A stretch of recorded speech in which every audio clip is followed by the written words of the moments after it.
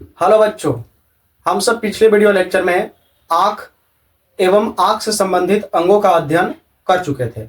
तो आज हम देखेंगे कि उन अंगों की सहायता से आँख किस प्रकार वस्तुओं को देख पाता है।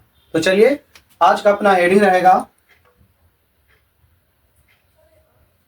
मानव नेत्र का क्रिया विधि।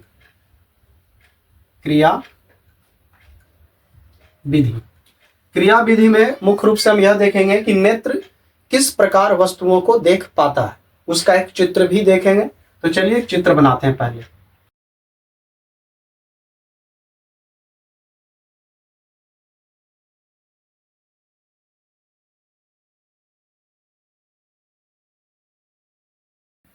ठीक है, ये वाला है रेटिना, जिसे हम लोग दृष्टि पटल भी बोलते हैं, दृष्टि पटल। ठीक है, और ये तो आपको पता ही है, ये क्या है, ये वाला है लेंस। ठीक है, अब देखना यह है, हम आपको पिछली कक्षा में बताए थे कि किसी वस्तु का जो प्रतिबिंब है मानव आंखों में कहां पे बनता है, तो वो बनता है रेटिना पर, यानी दृष्टि पटल पे। अब देखना यह है कि अगर यह कोई वस्तु है, ठीक है, ये रहा वस्तु,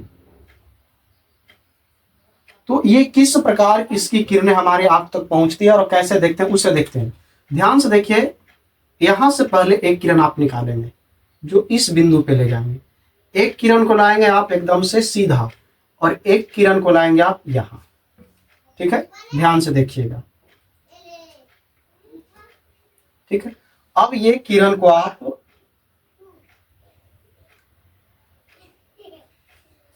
यहां, ठीक है, ये तीनों किरणें कहां पे मिल रही है, यहां पे। तो ये प्रतिबिंब का जो ऊपर वाला हिस्सा है वो यहां बन रहा है। अब नीचे वाला हिस्सा के साथ क्या होगा उसे देखिए।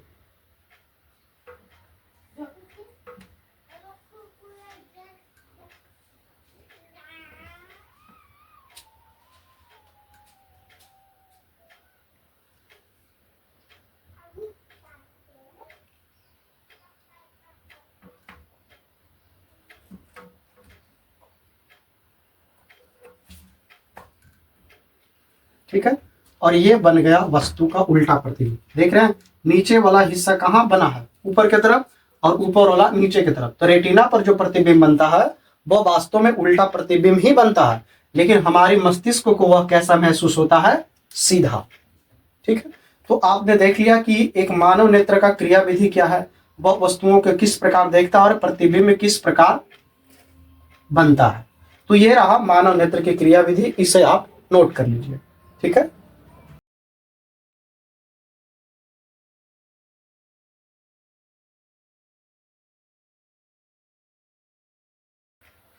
ठीक है, अब अपना अगला टॉपिक देखते हैं, और अगला टॉपिक का नाम है समंजन क्षमता।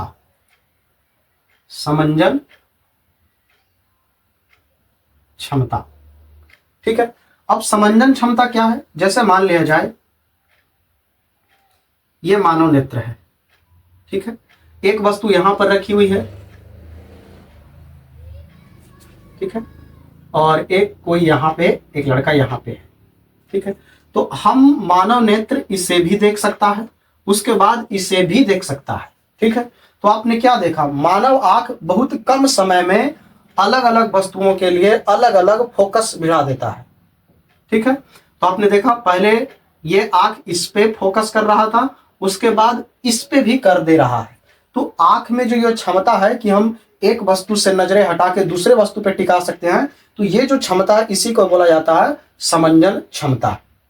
ठीक है, तो उम्मीद है आप इस बात को बेहतर समझ रहे होंगे कि अगर मान लिया जाए एक वस्तु देखने के बाद ठीक हम अगर दूसरा वस्तु तुरंत देख पा रहे हैं, तो ये क्षमता कहां से आ रही है, तो इसी क्षमता को कहा गया है समंजन क्षमता। तो चलिए इसका परिभाषा लिखते हैं और बेहतर समझने का प्रयास करेंगे।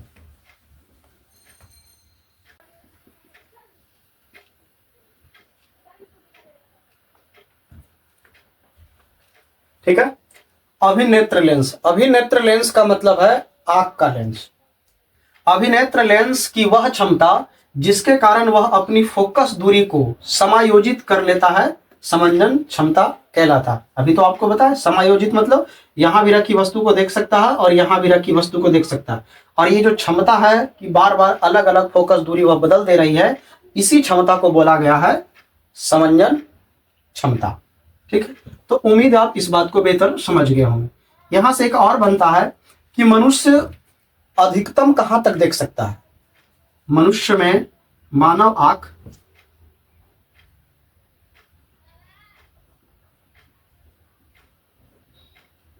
अधिकतम देख सकता है। ठीक है, मतलब मानव आंख कहां तक की वस्तुओं को देख सकता है, तो इसका आंसर होता है अनंत। मतलब हम अनंत तक की वस्तु को देख सकते हैं। ठीक है, दूसरा और पूछा जाता है कि मानव आंख कितना नजदीक की वस्तु को देख सकता है।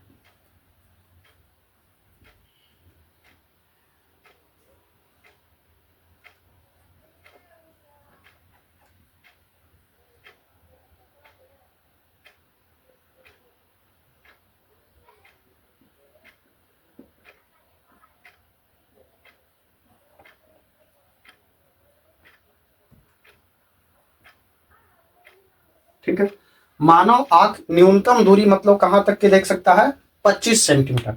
ऐसा नहीं अगर कोई अक्षर को आप इतना नजदीक लाकर देखेंगे तो नहीं देख सकते हैं, उसको 25 सेंटीमीटर पर अगर आप रखेंगे तो ठीक ठीक देख पाएंगे।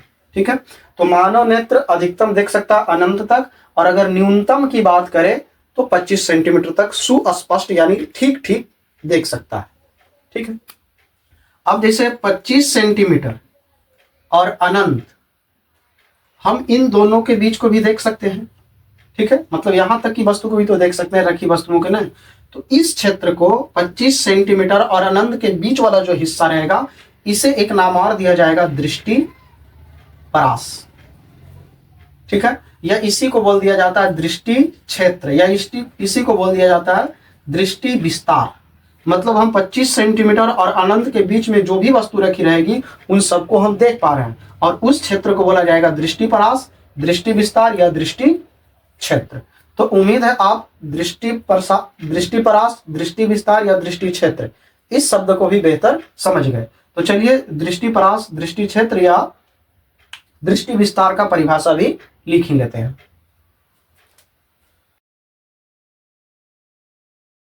ठीक है, दृष्टि विस्तार का परिभाषा ये लिखेंगे, आंख के निकट बिंदु मतलब नजदीक वाला तथा दूर बिंदु के बीच की दूरी को दृष्टि विस्तार कहते हैं, या इसी को दृष्टि क्षेत्र या दृष्टि परास भी कहते हैं। और हम आपको ये भी बता चुके हैं कि न्यूनतम दूरी तक कहां तक देख सकता है, 25 सेंटीमीटर तक, और अधिकतम अनंत। ठीक है, तो उम्मीद है आप ये दो बात को बेहतर समझ गए होंगे। अब आगे बढ़ते हैं।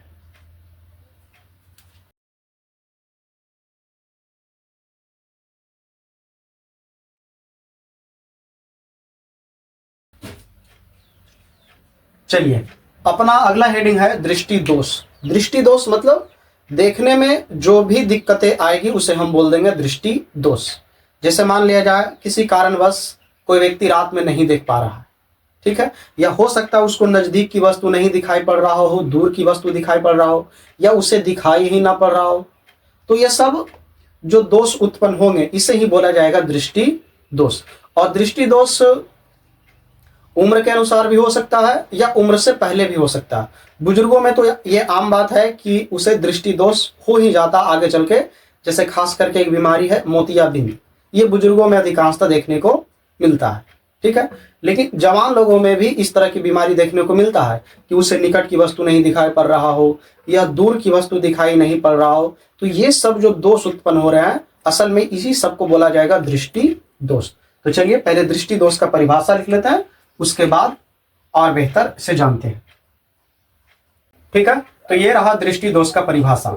जब आपकी समंजन क्षमता छिन्न हो जाती है, समंजन क्षमता छिन्न हो जाने का मतलब हम ठीक ठीक नहीं पता कर सकते कि वो वस्तु असल में है कहां, छिन्न हो जाती है तब स्पष्ट दिखाई नहीं देता है,